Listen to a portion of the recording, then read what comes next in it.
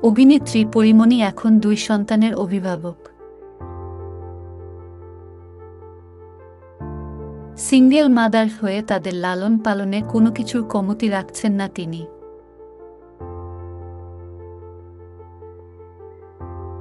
মায়ের আদরের পাশাপাশি বাবার দায়িত্বও যেন পালন করছেন পরীমণি।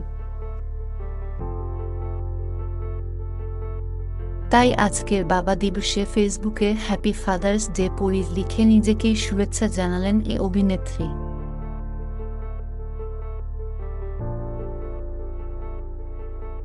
রোববার 16 জুন পরীমণি সামাজিক যোগাযোগ মাধ্যম ফেসবুকে পরীমণি লেখেন, মা হওয়ার সাথে সাথে এই বাবা হয়ে ওঠার ব্যাপারটা যে চমৎকারভাবে আমার মধ্যে আছে সেটাকে আমি অবশ্যই অ্যাপ্রিসিয়েট করি।